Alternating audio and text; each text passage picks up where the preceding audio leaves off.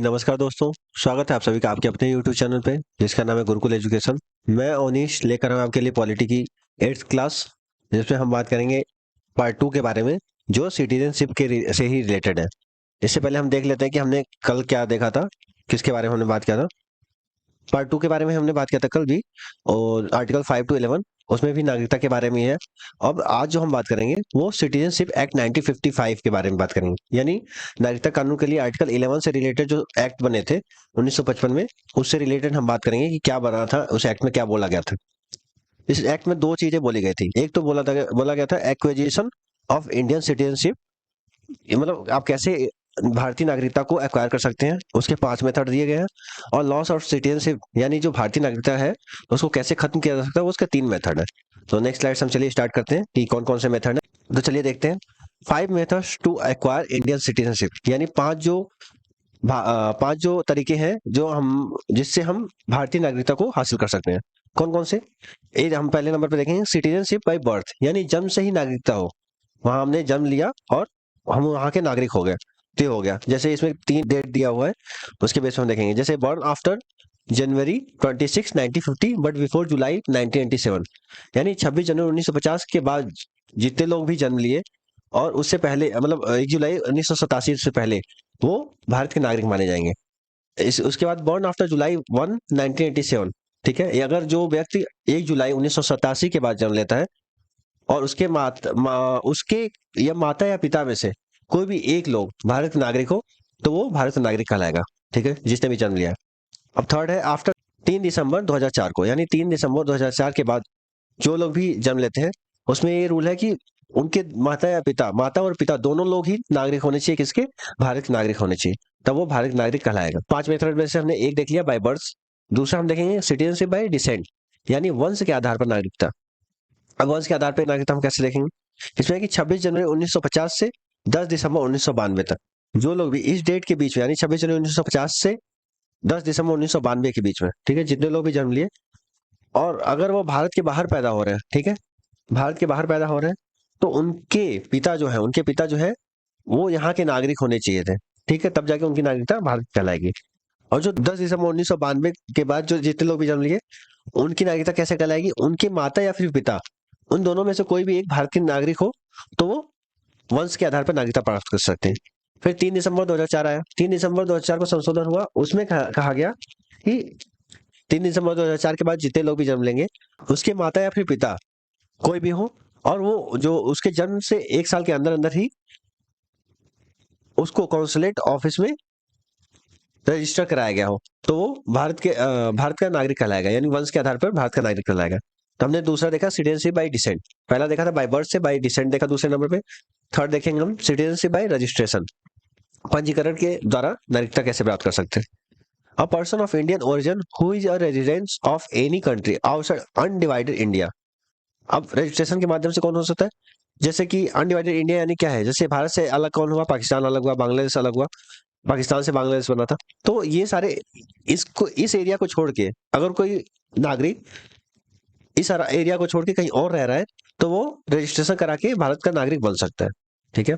अब सेकंड है a person who is married to an Indian citizen and is ordinarily resident for 7 year before applying for registration.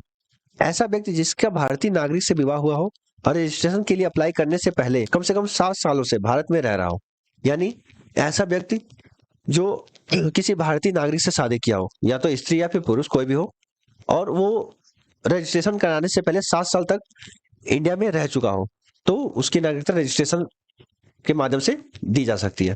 तब देख सकते हैं हमने क्या देखा, बाय बर्थ से देखा, बाय डिसेंट देखा, बाय रजिस्ट्रेशन देखा हमने। फोर्थ नंबर पे देखेंगे हम सिटीजनशिप बाय नेचुरलाइजेशन।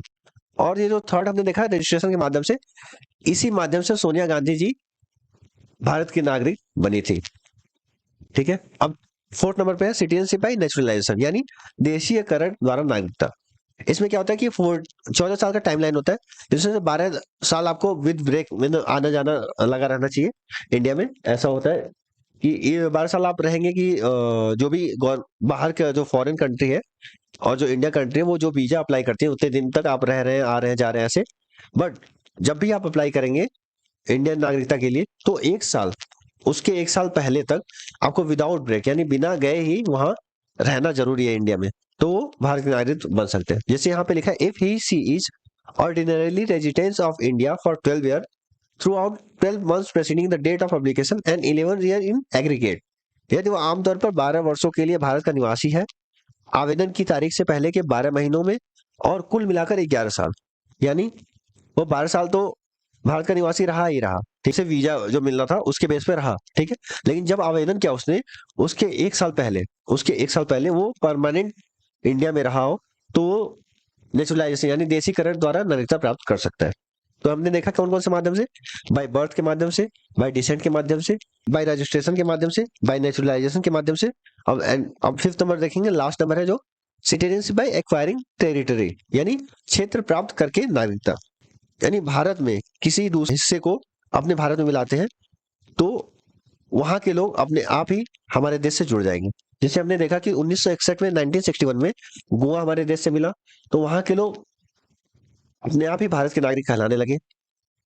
1962 में पौंडीचेरी मिली, तो वहां के लोग भारतीय नागरिक कहलाने लगे। 1975 में सिक्किम को ऐड किया गया, तो जो सिक्किम के लोग पहले अलग थे वो अपने आप ही भारत के नागरिक बन गए।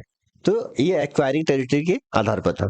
नेक्स्ट स्लाइड हम देखेंगे कि हम कौन कौन से बेस पे हमने भारतीय नागरिकता प्राप्त कर सकते हैं। हमने देखा कि बाय बर्थ के आधार पर सेक्शन 3 में दिया हुआ है, बाय डिसेंट के आधार पर सेक्शन 4 में दिया है, बाय रजिस्ट्रेशन के माध्यम से सेक्शन 5 में दिया है, बाय नेचुरलाइजेशन के माध्यम से सेक्शन 6 में दिया है, और बाय एक्वायरिंग टेरिटरी के माध्यम से जो भी दूसरी टेरिटरी को हम अपने भारत देश में मिला लेते हैं तो वहां के लोग अपने आप ही भारतीय नागरिक बन जाते हैं इसके माध्यम से। यानी 5 तरीके हैं भारतीय नागरिक बनने के। अब हम देखेंगे नेक्स्ट स्लाइड में कि 3 method of loss of citizenship, यानी भारतीय नागरिकता खत्म कैसे की जा सकती है, इसके बारे में देखेंगे। पहले नंबर पर बाय रिनंसिएशन, यानी परित्याग द्वारा, ठीक है। सेक्शन 8 में लिखा हुआ है बाय रिनंसिएशन, जो परित्याग बोला जाता है हिंदी में। इसमें होता है कि अपनी इच्छा से ही नागरिकता को खत्म कर देना।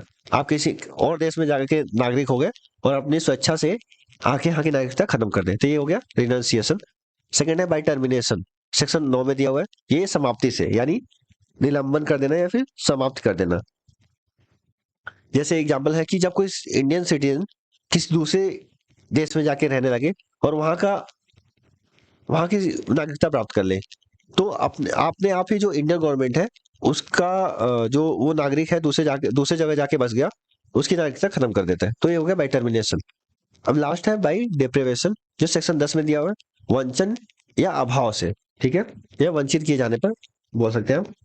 इसमें क्या होता है कि अगर मान लो आप जो इंडिया के अपोजिट में है कोई कंट्री, जैसे पाकिस्तान है, आप उससे मिलकर इंडिया के अपोजिट में काम कर रहे हैं, तो आपकी नागरिकता खत्म की जा सकती है। तो हो गया बाय डिप्रिवेशन, ठीक है। 3 तरीके हैं सिटीजनशिप को खत्म करने में। सेक्शन 8 में रिनंसिएशन से, सेक्शन 9 टर्मिनेशन से, और सेक्शन 10 डिप्रिवेशन से। ये 3 तरीके बोले देखे हमने। अब सिटीजनशिप एक्ट 1955 के अकॉर्डिंग ये कब कब अमेंडेड किया गया है, इसको 6 बार इसको अमेंड कर दिया गया है अभी तक। 1986 में एक बार किया गया, 1992 में किया गया, 2003 में किया गया, 2005 में किया गया, 2015 में किया गया, एंड लास्ट किया गया है 2019 में। बाकी आज के लिए इतना ही। प्लीज लाइक एंड सब्सक्राइब करें, आपको पसंद आया तो वीडियो सब्सक्राइब जरूर करें, और कमेंट जरूर करें अगर इम्प्रूवमेंट करना हो या फिर कुछ अलग सा आपको वीडियो कुछ चाहिए तो इम्प्रूवमेंट के लिए आप जरूर कमेंट करें। Thank you very much.